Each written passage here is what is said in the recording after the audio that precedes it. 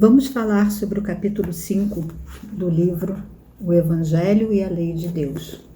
O capítulo 5 é a bem-aventurança. Bem-aventurados os mansos, porque possuirão a terra. Está no Evangelho de Mateus, capítulo 5, versículo 5. O Sermão da Montanha se inicia com as bem-aventuranças, que significa bem-estar e prosperidade espiritual. Bem-aventurados refere-se ao estado abençoado daqueles que, por terem um relacionamento muito próximo, muito íntimo com Cristo e com a sua palavra, recebem de Deus o amor, o cuidado, a sua presença diária. Entendendo esse receber de Deus como sendo no aspecto de sentir, porque vivem com Deus, vivem em comunhão com Deus. Bem-aventurança se refere à alegria profunda da alma. As bem-aventuranças são declarações de bênçãos que Jesus pronunciou para nós. Com muita clareza, através das bem-aventuranças, é descrito o caminho que cada um de nós, que o homem deve seguir para chegar ao reino dos céus, ou melhor, para sentir o reino de Deus aqui, nesse momento, na nossa existência. Elas seguem uma ordem ascendente. Os passos são citados iniciando da condição terrena, mais material, e nos leva, como espíritos encarnados, até a nossa libertação. Cada bem-aventurança consiste de duas partes, uma condição e um resultado, e traz sempre, cada uma delas, ensinamentos de espiritualidade e de compaixão. As bem-aventuranças nos ensinam um caminho para atingir o fim último ao qual Deus nos chama, que é atingir o reino de Deus, termos a visão de Deus, estarmos integrados na natureza divina, estarmos integrados no cosmos, na vida eterna, nos sentirmos realmente como filhos de Deus, nos sentirmos no repouso em Deus. As palavras de Jesus foram e são ainda revolucionárias. Aqueles que se julgavam já ricos, cheios da sua própria sabedoria, detentores de honras humanas, de glórias, e que achavam que essas conquistas eram a marca da promessa divina já naquela existência. Esses, que assim se consideravam, se achavam os predestinados, como homens especiais, criaturas especiais de Deus. Mas o Mestre vem nos trazer no Sermão da Montanha, em especial nas bem-aventuranças, uma mensagem que não faz parte da lógica desse mundo que habitamos. Uma mensagem de conforto e principalmente uma mensagem de inclusão social. O discurso de Jesus encontra lugar cativo no coração dos desvalidos, dos rejeitados, por aquela sociedade tão excludente, na verdade, pela nossa sociedade ainda tão excludente. Jesus procura deixar claro que Deus está atento às motivações de cada um de nós, às motivações do nosso comportamento, e não ao nosso comportamento em si, porque a gente sabe que o exterior pode ser maquiado, mas o interior, não. As bem-aventuranças, então, são também enunciados de valor, não são mandamentos.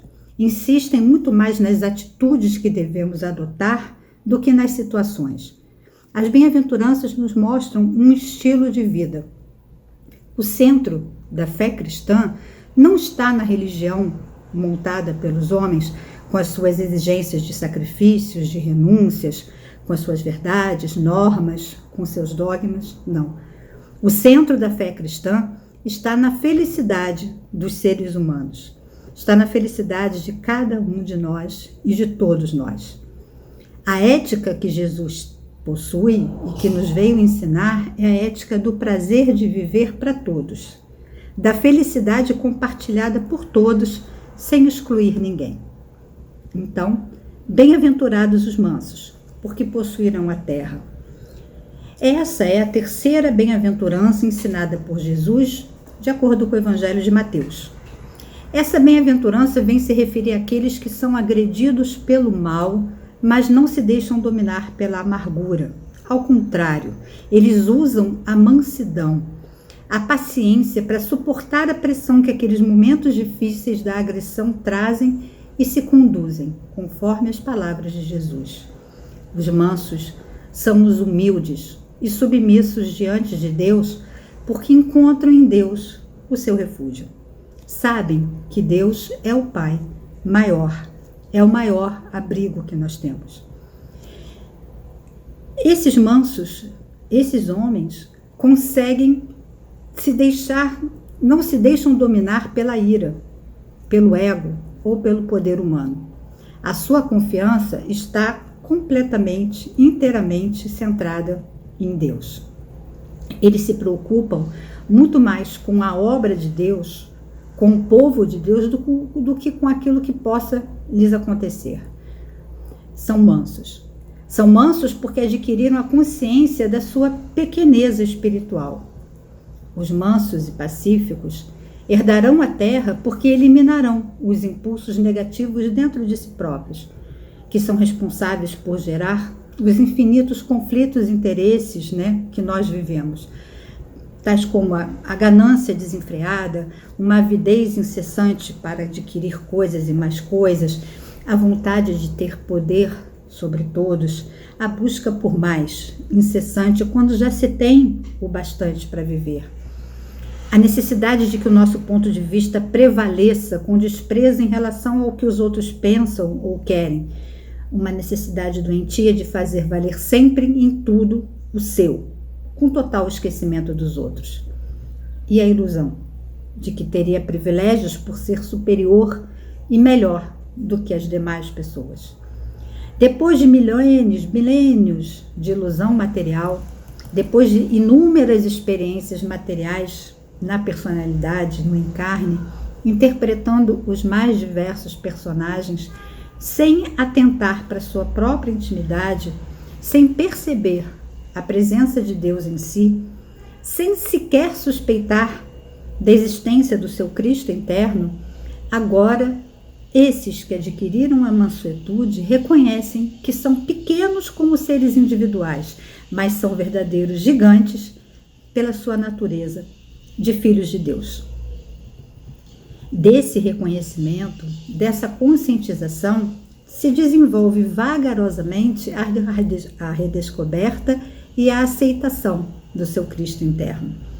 A mansidão, muitas e muitas vezes, é muito mal interpretada. Muitas vezes as pessoas acreditam que ser manso é ter uma modéstia humilde, chegando quase a ser falsa. Porém, ao analisarmos corretamente, a mansidão se refere muito mais à nossa vida com Deus. Foi interpretada também como uma submissão à instituição religiosa. Se aceitares as coisas da igreja, neste mundo mesmo receberás a recompensa.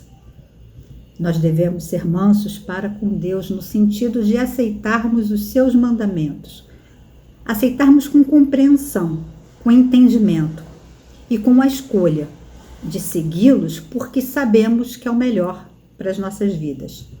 A consequência de ser assim é usar as nossas forças para nos colocar na direção de receber o que desejamos, porque nós conseguimos então entender como a lei se cumpre.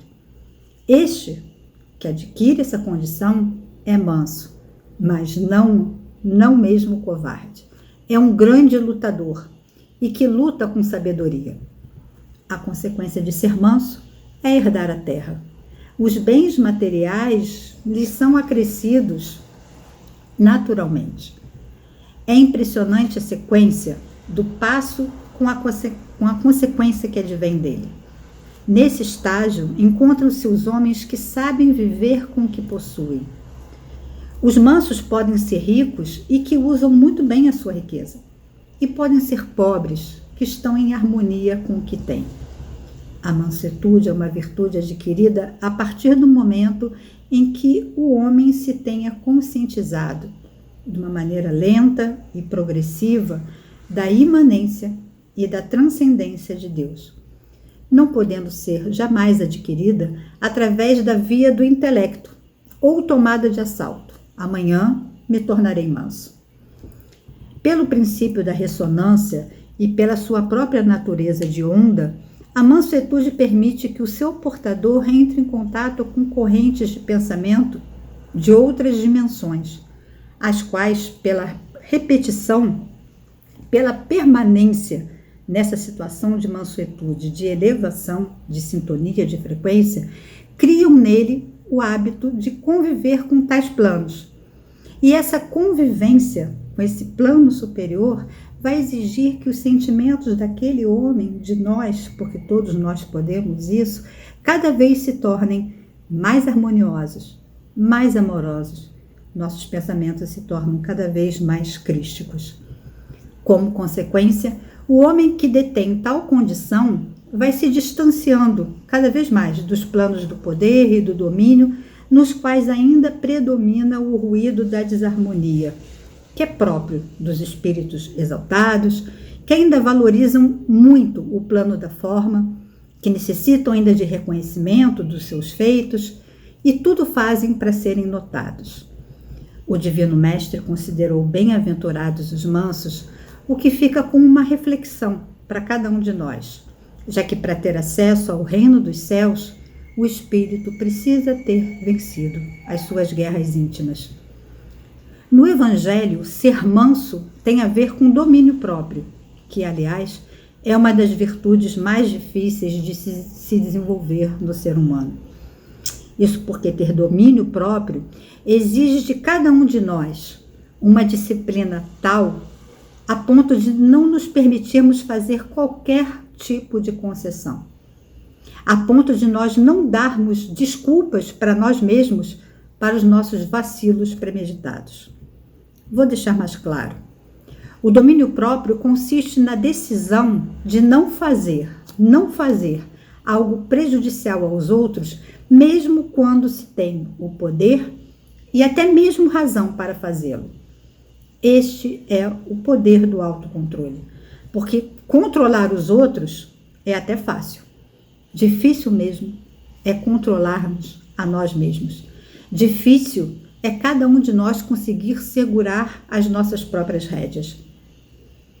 Conhece-se o espírita pela sua capacidade incessante de transformação íntima, escreveu Allan Kardec, o que nos leva a concluir que o homem velho, tão preso aos instintos da animalidade, que ainda reverberam tão abundantemente, com os outros reinos dos quais acabou de sair, também deve desaparecer, dando ensejo ao surgimento do homem novo, portador do equilíbrio entre o sentimento e a razão. O homem vai perdendo assim, naturalmente, suavemente, a sua condição de lobo e vai se integrando à mansa vibração do Cordeiro. Diante da lei de Deus, se tais conceitos que eu citei aqui, que foram aqui expostos, reverberarem em cada um de nós, reverberarem no seu coração como verdadeiros, aí a gente conclui facilmente que os mansos possuirão a terra, porque não serão por ela possuídos. Ser manso de coração e se autorrealizar é viver sintonizado com a dimensão silenciosa do ser, sem agressão física, sem agressão verbal ou mental. A não violência é uma aquisição dos fortes e dos capazes, que interiorizaram a força da suavidade e da benevolência do espírito. Cabe-nos, portanto, ir fazendo o trabalho gradativo de substituição do espírito da força pela força do espírito, pois a conquista pela força interior, a conquista pela simpatia e pela busca da reforma íntima é definitiva, é eterna, porque emana do coração que cada vez mais passa a amar espontaneamente.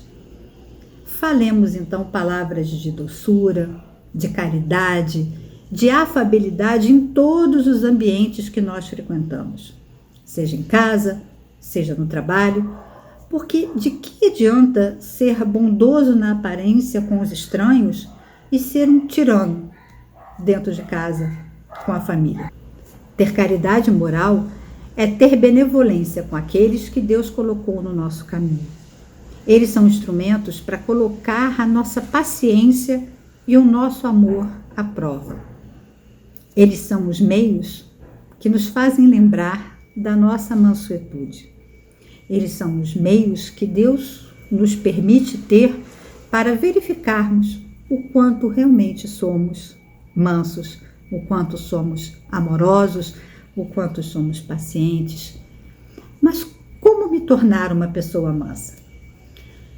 Todo homem, cada um de nós, está pronto para ser manso a hora em que quisermos, porque no Evangelho tudo é decisão. A gente não tem que orar a Deus pedindo para ser manso. Não.